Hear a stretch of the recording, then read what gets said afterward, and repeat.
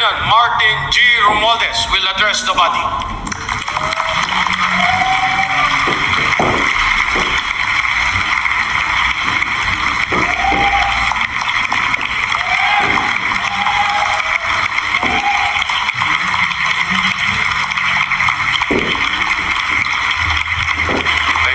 Thank you, my honorable colleagues.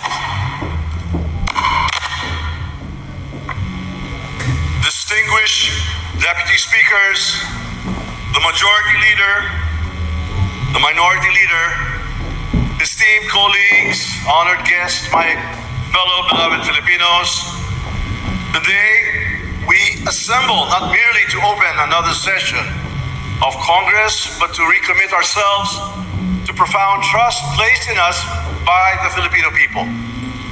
This chamber, the People's Chamber, stands as a testament to the enduring strength of democracy.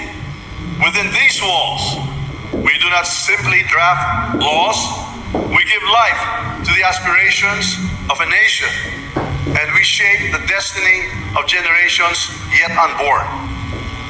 This gathering is a moment to reflect on our shared purpose, to serve as stewards of our nation's welfare, architects of its future, and guardians of its dignity. It is a reminder that leadership is not a privilege, but a responsibility, a sacred duty to act, to uplift, and to inspire. Leadership, as I see it, is not defined by the power we wield, but by the lives we change. It is measured not by the number of speeches delivered, but by the silent victories won in the hearts of our people. Victories of hope over despair, prosperity over poverty. In this chamber, our leadership must always be guided by a singular question: how does this serve the Filipino? Every law we pass, every debate we engage in, every budget we approve must answer this, for it is not in the pages of history, but in the lives of ordinary Filipinos that our legacy will be written and remembered. Last year, our nation weathered storms, yet remained resilient.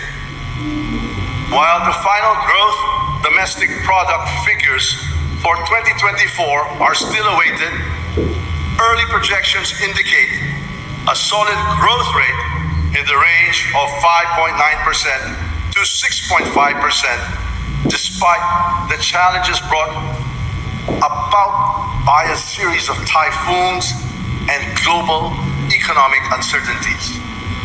This performance is a testament to the industriousness of every Filipino farmer, worker, and entrepreneur who continue to drive our economy forward. This growth is the fruit of visionary leadership under President Ferdinand R. Marcos Jr.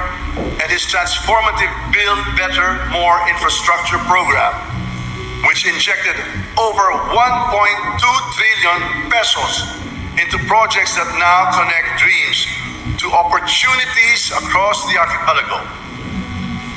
Yet, let us be clear, numbers alone cannot define progress.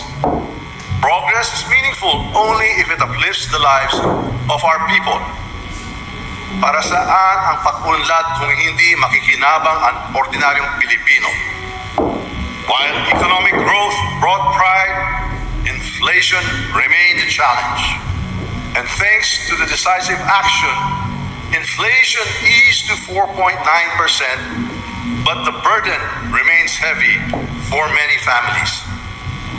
Programs like Ayuda sa Kapos ang Kita program, AKA, and Kadiwa ng Pangulo were launched not just as economic interventions, but expressions of our empathy.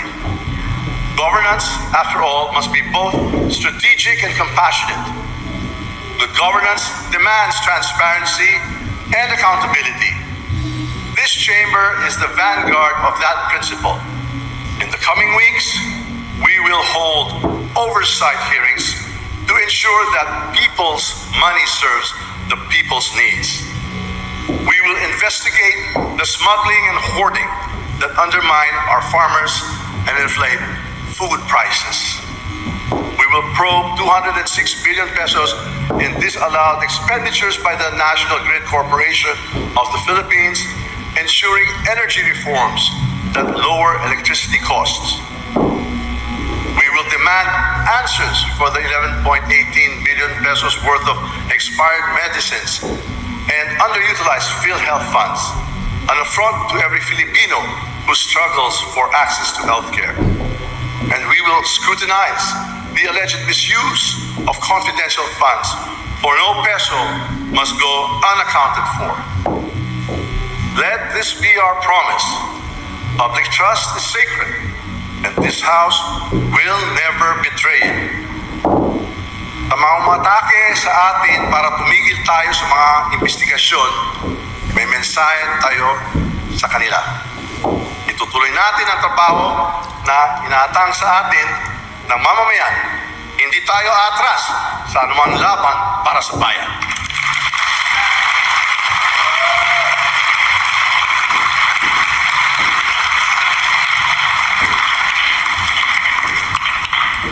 In 2024, the Chamber achieved an extraordinary milestone. 183 measures became laws.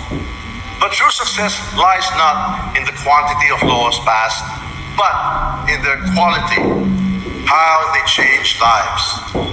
Among these are measures that herald transformative change, the corporate recovery and tax incentives for enterprises to maximize opportunities for reinvigorating the economy, the Create More Act, which fosters investments and job creation.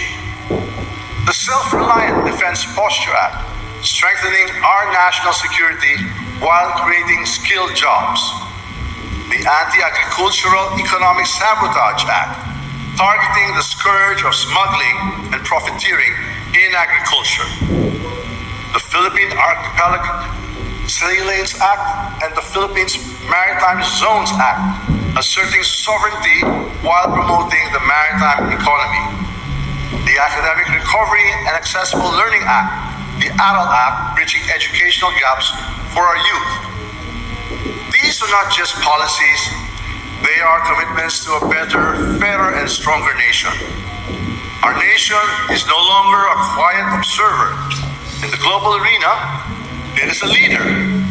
This February, the Philippines will host the Parliamentary Intelligence Security Forum, the PISF, where 96 countries will discuss and tackle the critical importance of mutual cooperation in confronting global security challenges, including counterterrorism financing, cybersecurity, and emerging technologies such as AI and 5G. In 2026, we will chair the Association of Southeast Asian Nations, ASEAN, and host the 47th IPA General Assembly. These are not mere diplomatic events, but opportunities to amplify our voice on regional stability and cooperation. The $100 billion in investments secured through state visits reflect international confidence in our nation's future. These investments will transform industries, generate employment, and push the Philippines toward a new era of prosperity. My dear colleagues, this is our moment to rise above partisan divisions and deliver for our people. Let history remember the 19th Congress not for its rhetoric, but for its resolve. Not for the titles we held, but for the lives we have uplifted. Let us legislate with empathy, govern with integrity, and lead with vision. Let us build a nation where every Filipino, no matter their station, feels the hand of government working for their benefit. And as I stand before you, I see not just colleagues, but partners in a shared mission to build a legacy worthy of the Filipino people's trust and sacrifices. To the Filipino people, I say this: your House of Representatives stands unwavering in its commitment to your dreams and your future. Together, we will ensure that no Filipino is left behind. Walang maiiwan.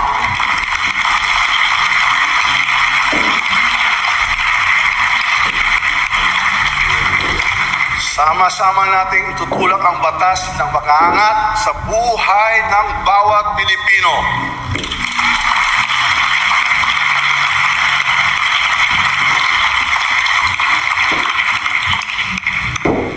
Let our work be a testament to what is possible when leaders serve with vision and compassion.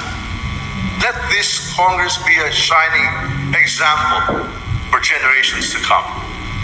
Again, maraming salamat sa inyo po. Mabuhay ang Republika ng Pilipinas.